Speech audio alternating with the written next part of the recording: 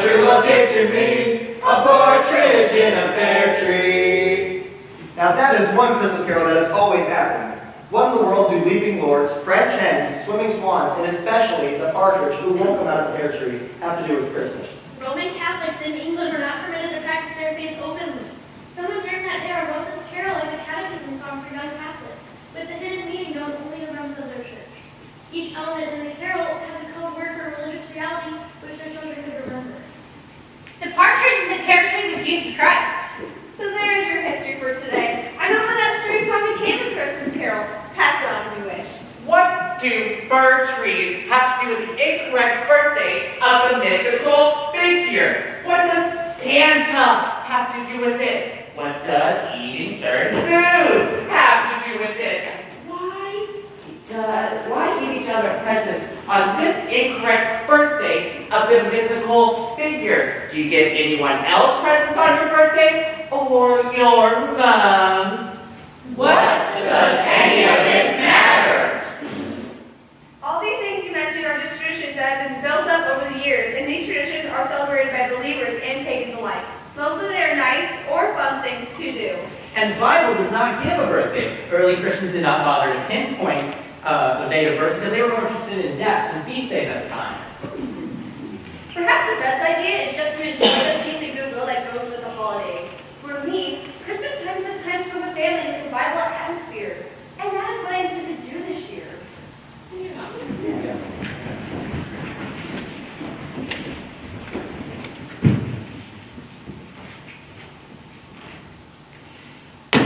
On the second day of Christmas, my true love gave to me 2 turtle doves and a partridge in a pear tree.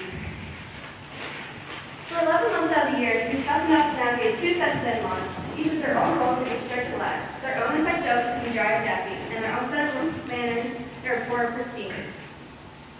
Now, add to the agenda bright lights, seasonal soundtracks, deep-rooted traditions, family photos, and heightened emotions. That's right. It's Christmas. Perhaps in your family, Christmas celebration is a simple, solemn, dim-lit meal on Christmas Eve, the wearing of classical holiday hymns on the record players sets a serene mood, even before the trip to pancakes in. Now, what about your spouse's parents?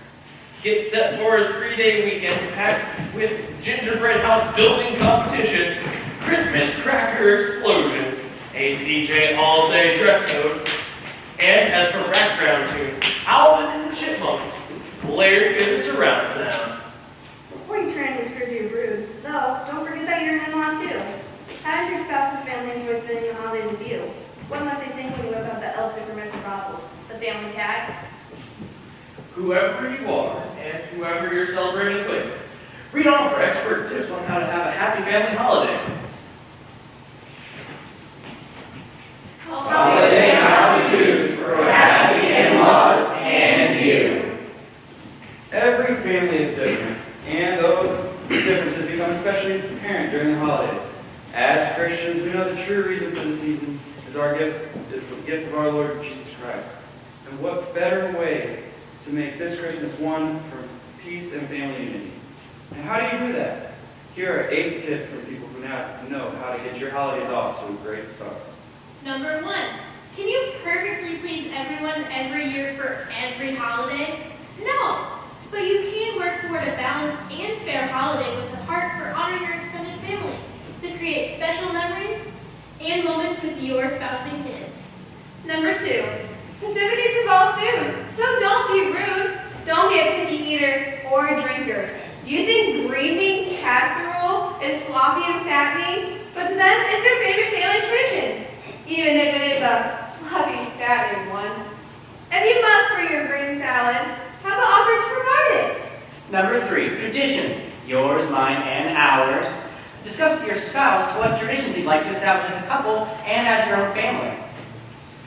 Manners make a difference. Social graces put a smile on family faces.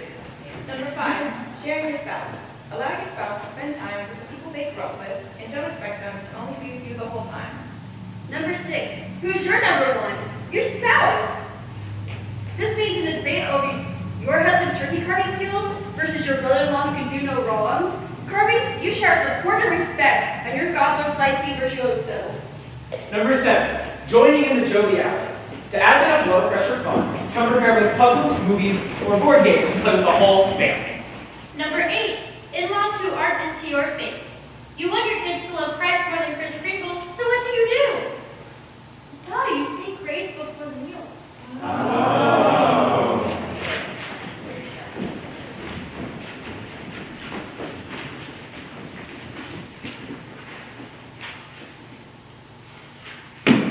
On the third day of Christmas, my true love gave to me 3 French hens, 2 turtle doves, and a partridge in a pear tree.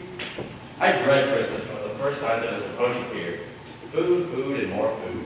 Expectations floating around you, and at this point, basically, you don't indulge the guilt, the disgust, and self-hatred if you do. I've learned to keep myself in that way. It's really only one day, and I can get through it in only 24 hours. I don't think anyone can really understand what it's like unless they've been through it themselves. Would it be fair to ask your friends to forego chocolate/cake/biscuits to wilk in your company because the impetus has come from the addict and abuser in the first place to say, No, thank you. a real friend would avoid that. Avoid Mrs. Doyle's. I also think there's no shame in putting up your hand and telling people how it is. As someone with bad anxiety, this is quite a taxing time of year. My anxiety is through the roof. I've completely isolated myself from people and society. This year is particularly hard for some reason. So I've had to sit my family down and explain to them how this is affecting me. I've told them what I have to avoid and what I will be avoiding. I have to be straight up and honest with people. That's suspicious to all this festive period, especially to those battling. But I encourage us to conquer. Stay safe, everybody. Hopefully 2019 will bring its joys to us all. Thanks, Jody. Your article is exactly what I needed this evening. And thanks for everyone's honest comments I read tonight. It's nice to see I'm not the only one who tries their best to lock themselves away at Christmas. Unfortunately, it's not possible to lock yourself away all the time. I'm totally sick of Christmas already. The amount of junk food in the shops is really disgraceful. It's kind of not necessary, especially since the country is trying to reduce obesity problems. For those of us who suffer with whatever eating disorders, it is a very difficult time of year. And to all the Mrs. Doyles out there, if someone says no, don't keep pushing them. What fun for diabetics where they can't eat or drink anything because sugar's in everything and it costs more not to have it in food. How can that work?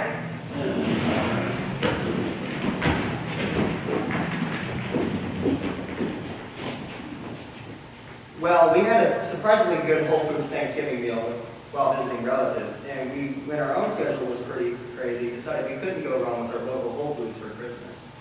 We were very, very wrong. We picked up the meal 3 days before Christmas and cooked it and ate it that night. We ordered off the internet, brought our paper in the store at the assigned time, and had to ask at the service desk where to pick up the food. They had a table at the very front of the store in this very inconvenient, crowded place. I stepped up to the table, and the 2 people there just stared at me. Finally, I held up the paper and explained that we placed an online order. One of the women took the paper without saying a word, and then did something on the computer for at least 5 minutes. Again, without speaking, smiling with her other eyes, and even acknowledging that I was there. Finally, she handed me a receipt and said, You can pick it up where you can order the meals. I looked around, not sure where she was talking about.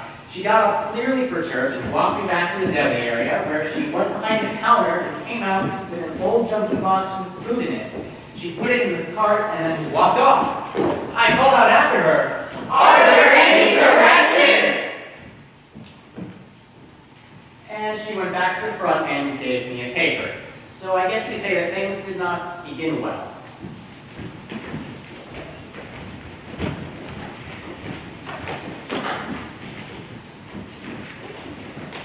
Now, the food varied from barely edible mashed potatoes to mediocre stuffing to fine turkey. We started our meal with a Caesar salad. It was a big plastic bowl of romaine with dried out shredded parm, boxed croutons, and a very anchovy dressing. It was one of the few things I thought might actually have been made from scratch. The salad was fresh, but I could have bought the same in a bag in the grocery for half the price. Next, we had the potato, stuffing, turkey, and cranberries. I cooked them all according to the directions, but I filled the turkey with an orange and lemon and rubbed it with butter and herbs and added almost an entire can of relish and stuffing. We were also going to have the green bean casserole, but after cooking for 45 minutes, the beans were still too hard to eat. So we said we cook them longer and eat them later. Mashed potatoes were thin, watery, and if they were homemade, they had a texture I'd never run across on homemade. And they had no flavor, even my son didn't want them. The stuffing was dry, even after an entire can of broth, and completely flavorless. It seemed as if they'd taken a bag of breadcrumbs and poured some watery broth on them and stuck them in a pan. We ended up throwing most of both of these out. The turkey was good, though not completely cooked, even after heating over an hour. And instead it was pre-cooked, it was reasonably toast and flavorful from the spices. But the green beans never softened. I reheated them for over an hour and still, they were literally the hardest, chewiest green beans I've ever had. I don't know what that could mean. That they were really old maybe. They were with onions and I think maybe really tiny mushrooms and some kind of watery sauce. But nothing like I thought a green bean casserole would be like. Cranberries were plain cranberries, but they were good and still tasted like cranberries. So I guess that was fine. We will try the local grocery if we ever decide to do that again. My family used to always make reservations for Christmas Eve dinner.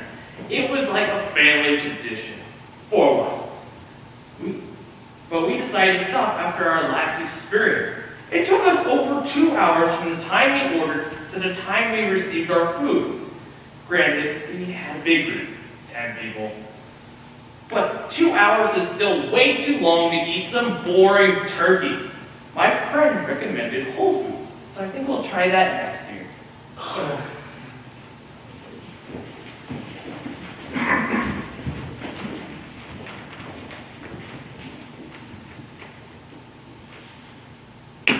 On the fourth day of Christmas, my true love gave to me 4 hummingbirds, 3 French hens, 2 turtle doves, and a partridge in a pear tree.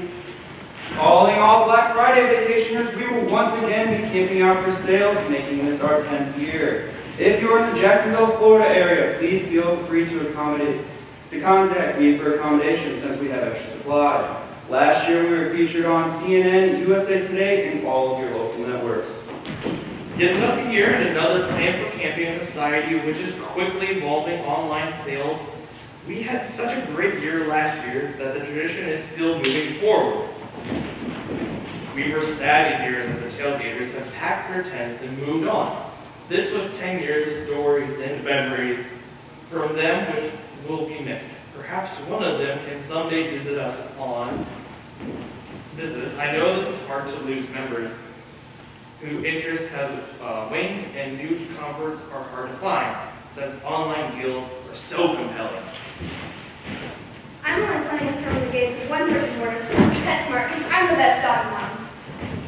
And there's that Bogo Marina. I'll also have some funds set aside for Audible. Last year they had something like 400 books on sale at $5, and I remember picking a few up. Is that what that was? A $5 sale? I couldn't remember. I've been saving my credit this month just in case there's going to be a 2 for 1. I guess $5 is a better deal technically. And you don't have to buy any pairs. I'm just broke and I keep having to justify spending money on my husband. Oh well, some things just have to happen. Personally, I keep waiting for Christopher Moore's hilarious vampire love story series to go on sale. That or more great courses. Though, who knows? I lost faith in humanity when they let people vote on a bonus category for one sale. And the one with the most votes was Cozy Mysteries or some like that. Okay, so here's my wildest dreams. Number 1, Harry Potter 7-book bundle for an irresistible price. Number 2, sale on Michael J. Sullivan's Legends of the First Empire. And number 3, the more you save, the more you buy, the more you save type deal. A BOGO or a buy 3 get 4. Cue all the elders around here to complain about how people could want to stay in the minors to fight over sale items, despite it never actually occurring. It pays. No pun intended. To have a rough idea what products cost, so you'll know on Black Friday or any Cyber Monday deal if affects the price to know if it's a good deal or not. For example, a light bulb can have a price tag of $5 year-round, but on Black Friday they'll put a huge red sticker that says $4.99, today only. Normally I'm up north hunting coyotes on Black Friday, but since I was home and up at 6 a.m. anyway, I thought I'd venture to the local Menards and see what it was all about. Absolute bedlam! No parking places in the entire lot and 3 cars in every row jockeying for position in case anyone left. If you've never seen a Menards parking lot 120% full, it is quite a sight. The line inside at 6:45 was easily 300 people long. It extended 2 full lengths of the store, plus 10 people in line in front of every checkout. Easily a 2-hour wait to checkout. My son Henry and I had a good laugh when we started calling it a butt-buster sale. Ooh! Keep going.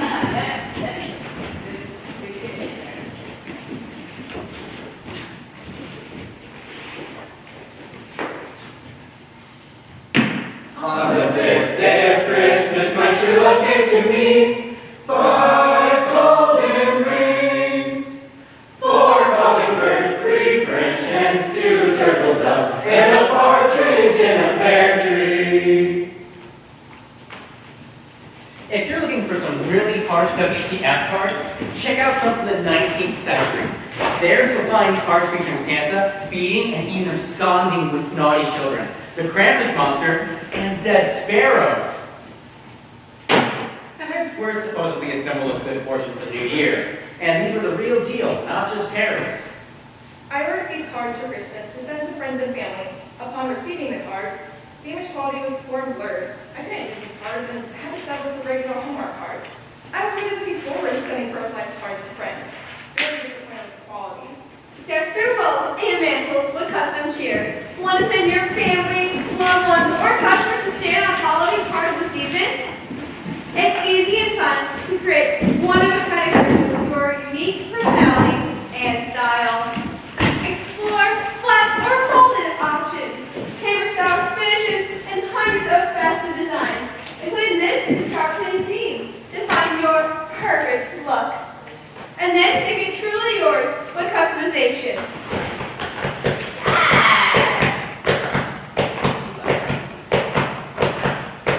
Add a special photo or collage and personalize your message.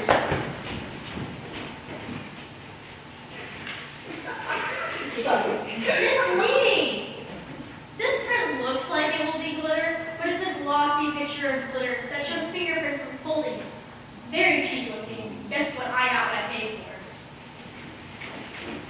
We understand your disappointment with the frank quality of the folded holiday cards, and we apologize for the experience. We have issued merchandise credit for value. The credit is valid for 1 year and can be used towards any future order. Bought 3 boxes of cards, and I was horrified to find that 2 of the boxes were not usable due to writing overlay on the text and sprinkled spotting. One of the boxes has the words MDYs in red vertically over my horizontal text. What the beep? I wish I could upload a picture. The other box has sprinkled spots over the text. The 3rd box is perfect. I did sell a box to a customer and didn't have a complaint. So hopefully nothing was wrong with that order. Otherwise, the cards were impressive. The paper quality was good. The photo quality, not so good. One of the photos I used were, all 3 photos were straight from my camera. One was not so clear, the other 3 were fine. It's important to get what you order. Your order and satisfaction is absolutely guaranteed. We want you to absolutely love your holiday cards, and we stand by everything we sell, 100%. So if you're not satisfied with your order for any reason, neither are we. Let us know and we'll make it right. We're here for all your holiday needs. I thought the color's popular shade would have more depth. The color is quite faint, and I'm not happy with the results. There's also horizontal lines running through the deer. The printing on the labels I ordered is difficult to see. There's not enough contrast. The font should be darker. Overall, I'm very disappointed with this order. Very, very disappointed with the construction of these cards. My photos came out good, but I'm having a dilemma about sending these out. They are folding cards that cannot be folded. I've tried everything to keep from having them rip open along the crease, but each one is splitting when folded. I want to cry. And I even upgraded the finish, which was a waste of money. I am taping them in an attempt to salvage them, as many are going to my clients. How professional is this? All I can say is, Do not purchase the folding cards. I have no time left to wait for these to be redone and addressed and mail them. I will not want holding cards again anyways. Imagine putting open quality in each one. I obviously cannot break the valid tires since the product has failed. After placing an order for the staff at my building, one of the guys quit. I had to go back online and reorder the cards, again removing the old staff member's name. Representative Jessica helped me edit the previously ordered cards and even refunded me for the cards that were no longer useful. This took me all of 5 minutes, and I can't say enough what a wow experience this was. I will forever order our Christmas cards from Vista Print. Thank you very much for all your help, Jessica.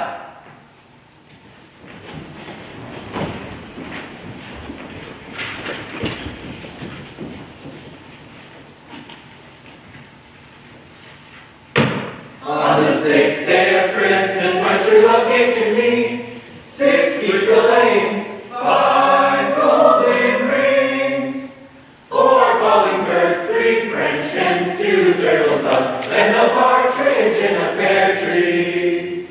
Amazingly good eggnog. It's taken me several years to perfect this recipe. Now, everyone asks, where did we make eggnog? This uses cooked eggs for safety, and you can use more or less rum for taste. It's a bit of work, but well worth it. You'll never buy store eggnog again. Enjoy. Directions 1, combine milk cloves, half a teaspoon of vanilla, and the cinnamon in a saucepan and heat it over a low setting for 5 minutes. Slowly drain the milk mixture to a boil. Half a teaspoon of vanilla extract. You stir the large bowl, find a yolk, whisk together with fluffies, whisk hot milk mixture slowly into eggs, pour mixture into the saucepan, cook over heat, stirring constantly for 3 minutes until thick. Do not allow the mixture to boil, strain to remove cloves and let cool for about an hour. 1/2 teaspoon of Stir in rum cream, 2 teaspoons of vanilla, and nutmeg. Refrigerate overnight before serving. I am so sorry, but I nor my family that I had over for Christmas dinner liked this eggnog. It was too strong in the liquor taste, and we couldn't drink it at all. And believe me, we are not a family of angels that don't drink. I went exactly by the recipe and even managed to not scorch the milk. I enjoyed making it, but threw all of it out this morning. Is there an actual light rum that, like there's light beer? I used the clear color rum that I considered light and hope that wasn't what messed it up. If I ever get the nerve to make it again, I will use less rum. Please let me know what I did wrong. I called this to a T, and it was awful. It was too thin and for the amount of ingredients. Not cheap, by the way. I should have just stuck with a proper cookbook version. This really smells bad, and I love eggnog. This is not something I can get past my tongue. I should have known by the title amazing. The worst eggnog I've ever had. 0 stars.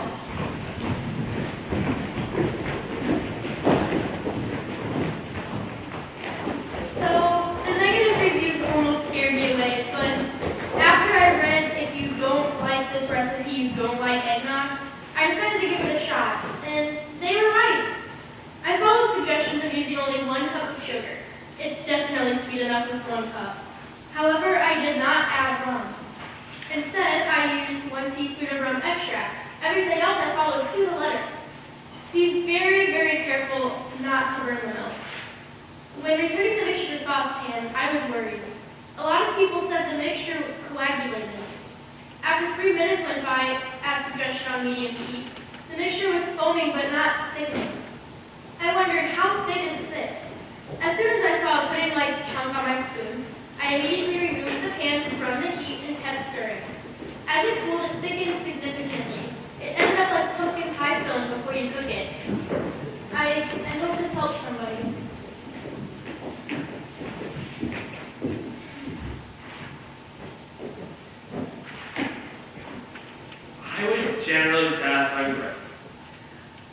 already closed, so I just let it. I used only half the alcohol, and people still thought it was plenty. The only thing that bothered me was that before cooling, I poured the wonderfully fragrant mixture into a thermos to bring to an Xmas dinner. By the time I got there the next day, it had separated to a foamulator on top and a liquid on bottom. A quick stir with a big spoon corrected it, and it tasted great. I suppose it's a small price to pay for homemade income without the non-separated chemicals that you get with the grocery store brand. Oh, so good. I did half batches in whole milk, no cream, and I'm knitting the rum. We have a 4-year-old.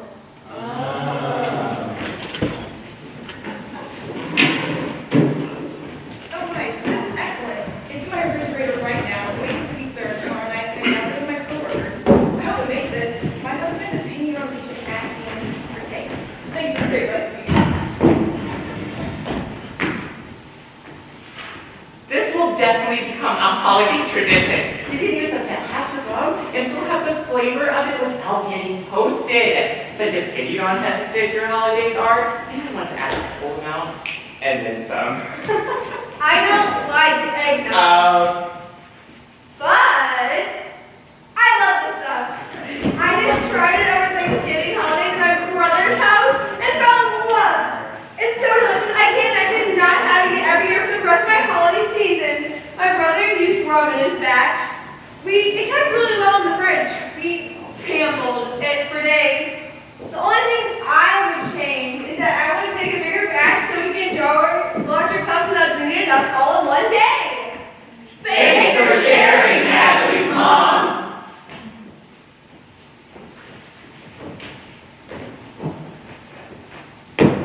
On the seventh day of Christmas, my true love gave to me 7 swans a swimming, 6 geese a laying, 5 golden rings, 4 calling birds, 3 French hens, 2 turtle doves, and a partridge in a pear tree. I remember now reading about Yule logs and being burned at Christmas time, but it never occurred to me until now that I've never seen one, or I've never seen one described. And why is it a tradition? Well, I could tell you, but you'll be sorry you asked. We had a Yule log growing up. We simply saved the largest log in the wood pile that would fit in the fireplace until Christmas Eve. The Yule log is placed in the fireplace and ignited alone. The tradition I grew up with was that if the log was still burning when the morning came, when everyone got up, the home would be lucky or blessed for the next year. I also heard it was supposed to be a New Year's Eve tradition, but we all stayed on Christmas anyway. Well, my college actually had a Yule log ceremony. It was fun. They'd give out pine branches, and everyone would touch their pine branch to the log while thinking about all/any crappy shit that happened in the year. Then the branches would be burned in a fire with the log, and your bad deeds/regrets/etc. would be burned away, symbolically starting the year fresh, I guess. Of course, the ceremony was right before finals.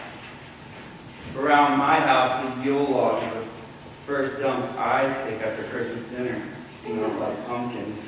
Oh, you beat me to the punch! We use it the same way, as in, please excuse me, I have to deliver my annual Yule log. Else.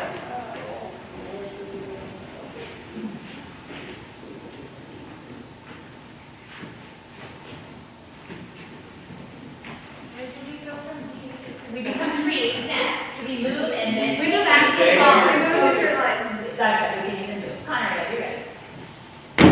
On the 8th day of Christmas, my true love gave to me 8 maids a milking, 7 swans a swimming, 6 geese a laying, 5 golden rings, 4 calling birds, 3 French hens, 2 turtle doves, and a partridge in a pear tree.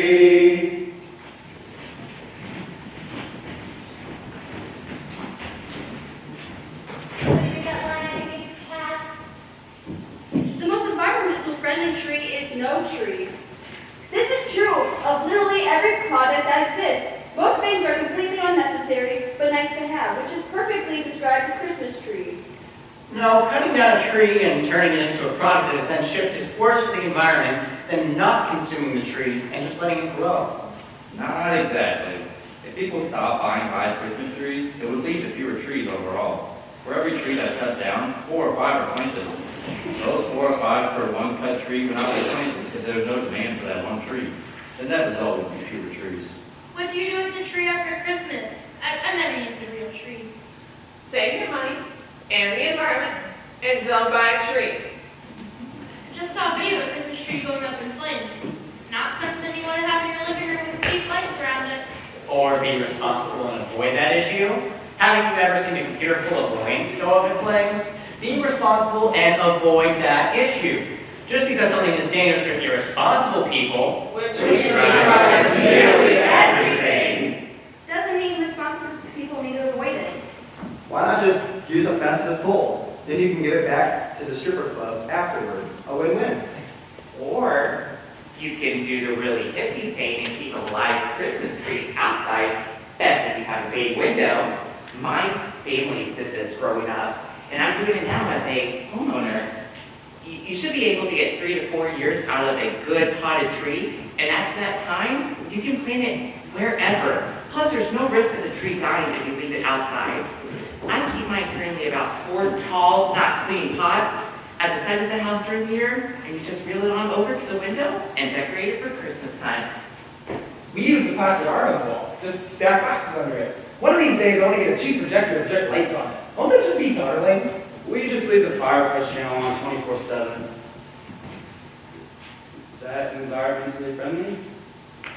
No.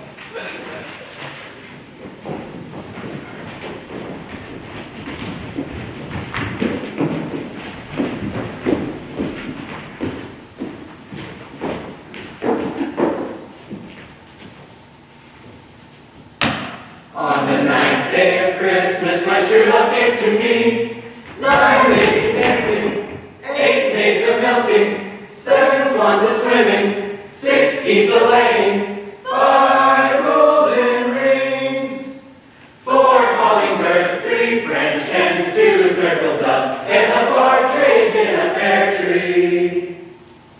My mom told me Santa wasn't real. Granted, I was 11 and she assumed I'd worked it out. We were Christmas shopping. She said all she had left to do was Grab her sweets and toot your stocking. I replied. Santa fills our stockings. She looked me in the eye with complete frustration on her face and said, Don't be stupid. You know your dad and I are Santa. Apparently my face crumbled into bold sadness and confusion. She still feels terrible about it 20 plus years later. I think this was also the moment she realized I really didn't have any mates, and my sister wasn't completely awful to me. We have an errand box in the middle of the stage that gets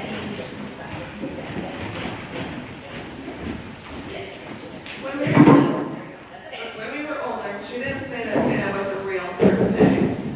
Instead, she told us the true secret of Santa, which is this. Santa is not just one man. Santa is when you give a gift to someone you care about that comes from the heart. Santa is about bringing joy to other people. There is no single Santa Claus because Santa is in all of us. That's why you see so many mall Santas and gifts around the world from Santa, because people decide to be Santa for people they care about. So Santa isn't real, but he kind of is. None of us 3 had ever visited a mall Santa, so we were a little nervous as we approached our first one late in the weekday afternoon. When we got to Townsend Mall's elaborate Santa Land with cool overhead lights that make it look like it's snowing, there was an empty chair and a sign that said, Santa is speaking with the reindeer and will be back in 1 hour. Santa did finally arrive, aided by a red-white striped cane, and we were all really starstruck. I tried to video the encounter with my phone, but I was sternly told, No cameras. wow, Santa's famous.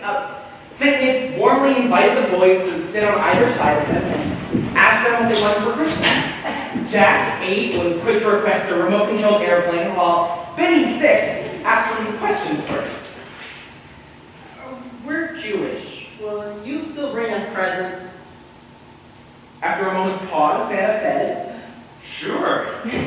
He turned to me and said, You know, I haven't had a DNA test, but I think I'm part Jewish, along with English and Scottish. No friggin' way! I'll wait until my boys tell their friend Santa is Jewish. Imagine the calls we'll get from other parents then. Overall rating, 6 Hanukkah candles.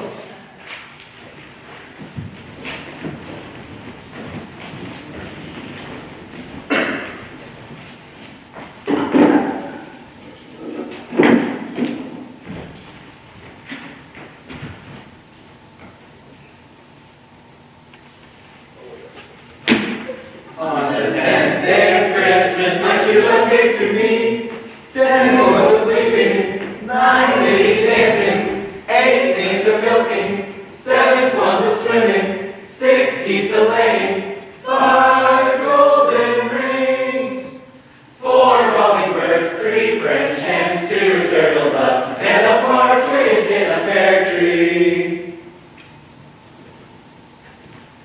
We never forget to tell. What is an elf on the shelf? Go.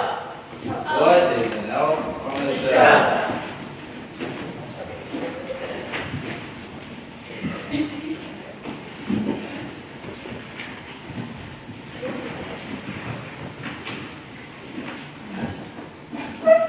So this is where we're in the triangle, the heavy triangle, triangle. Carter, where did you do it? No, that's not you. I don't think. No, you're right on the side of the arm. So come this way, Carter, come this way. Yeah, triangle, so it should be diagonal between you and Aaron and Scott. Oh, that's right. Diagonal, diagonal, diagonal, diagonal, no, further upstage. Nope, sorry, further down. Upstage, up. Oh, we're upstairs? Yes, now each of you take a step out. Con take a step out, Card take a step out. There you go. See how you're on the diagonal? So Aaron is the point of the triangle, then Carter and Connor, then Gwen and Scott. Okay, yes, we're rocking it. I'll cut this part out of the video, no worries. Keep going. What is an elf on the shelf? Seems to be a new Christmas thing this year. No idea what it is, but I hear a lot of people talking about it. As far as I can tell, it's something you make. Can anyone fill me in? And this is you, just Oh, remember. it's been around a few years. It's freaky looking. It's a freaky looking toy you buy along with a storybook that tells your kids that the elf, which you naturally place on a shelf in their bedroom, is watching their every move and will report bad behavior back to Santa. It's condemned by some people as a kind of emotional blackmail and for getting kids used to the idea of surveillance state. It also gets some flack for promoting itself as a Christmas tradition, when it's actually a commercial product only invented a few years ago. People actually think it's conditioning for a surveillance state. I mean, illegal surveillance by the government is an issue. It should not be taken lightly, but really, I think people might be going just a little nuts over a friggin' doll. Also, as a side note, the whole idea that the elf moves around the house, we actually have one of those, and it keeps the 7 and 9-year-old sisters from acting up at this time of year. Thank God. The rest of us all take turns hiding it, and it's pretty fun to find the thing, even for adults. Overall, I think it's a fun little thing. So, is this elf actually large enough to accommodate installation of a stealth camera and or microphone and the frequency hogging button for first transmitter? This item does not come as advertised. I was looking forward to surprising our daughter with this magical gift when, to my dismay, I opened the box and found an extremely poor quality elf in a clear plastic bag. I did not receive the elf on the shelf box or the book as noted in the description. So disappointed to have spent $30 on this product. First, I have to say that our house doesn't use this as a leverage. I really do it for fun and magic Christmas. My oldest loves this elf because he makes messes, sends and receives mail from other elves, leaves treats and plays tricks. It's just silly fun. A couple times a week, we read the cute story that comes with it to remind our sons the reason why he's here. Yes, I spend about 20 minutes every other day or so making elf do silly things, but I laugh hysterically the entire time, and my child thinks it's magical, so I've had 2 of the best Christmas ever so far. I was so disappointed to find that the design of this elf has changed since we got ours in 2009. Unfortunately, ours had a mishap this year, and I need to quickly replace it. I was impressed with Amazon at the speed with which he arrived. However, the new one looked nothing like the old one. The quality of the painting and was subpar and messy, and the face-shaped, paint colors, eye shape, and hair were not colorful or cute as the original one. The felt used for the body and hat on the new one is cheaper and rougher, more of a thick, scratchy felt than the soft one we had. He had seemed so dull and cheap comparatively. Sadly, it seems they have let their quality go in favor of mass production. Luckily, only the body of ours has been damaged, so I was able to do a full head transplant, and my kids were none the wiser. When my kids noticed these new ones in the stores this year, they actually commented on how different they looked from theirs at home. Additionally, I looked for just the elf without the book, but found I had to repurchase the entire set. So now I have an extra book and box. I wish I could find another of the older design elf. I would pick it up now and save it, just in case I need it for the future. I was hoping this would be a fun tradition to start since so many people are into it. I know it's supposed to be fun, and I've read other reviewers telling people who don't like it to relax. But I have to agree that the tone and message of the story is totally not up my alley as far as parenting philosophy goes. As I read through the story, I tried going with it, but just couldn't hang in there with the whole being watched and reported on for being good or bad concept, especially since it didn't let up. I even wondered about keeping Elf, skipping the book, and spinning it off the wrong way, but for $30, I couldn't justify it. If you're the kind of person who uses positive discipline, then you probably won't appreciate it either. I learned a lesson, paying the nearly $7 in return shipping. Bummer. And your card receipt. I received a flimsy magazine type book and no elf. Don't buy this product unless you just want a garbage book and no elf. Good job. What is the elf on the shelf, you ask? It's something bought at a street vendor in China. Cheap, cheap, cheap quality. And I live in China. I should know. Can't believe I paid $30 for this. I can only hope the magic will still work for a 6-year-old. Very disappointing. And I'll move forward. That's right. Yeah. And Connor, assuming the other one is solid and not dead. Go for it. On the 11th day of Christmas, my true love gave to me 11 pipers piping, 10 lords were weeping, 9 ladies dancing, 8 maids a milking, 7 swans a swimming, 6 geese a laying, 5 golden rings, 4 calling-birds, 3 French hens, 2 turtle doves, and a partridge in a pear tree. Allie is taking care of her brothers and sisters. Migrate. And your Carter stand over on the side. Allie is taking care of her brothers and sisters ever since their parents died and they were just kids. And now she and her sister Lisa work as maids in the first-class Manhattan hotel. By a twist of fate, Allie meets Brian, the king in disguise, staying in the hotel. And on the very same day, loses her job due to unruly hotel guests. In an effort to apologize for Allie losing her job, one of Ryland's closest servants offers her the role of governess, a glorified nanny, to Ryland's 10-year-old daughter, Teddy. She hesitantly takes the position and moves to Europe to live in the castle, only to learn that Ryland and his daughter have both been closed off ever since the Queen died. Will Allie be able to get through to Ryland and Teddy and bring them together once again for Christmas? Two travelers finding themselves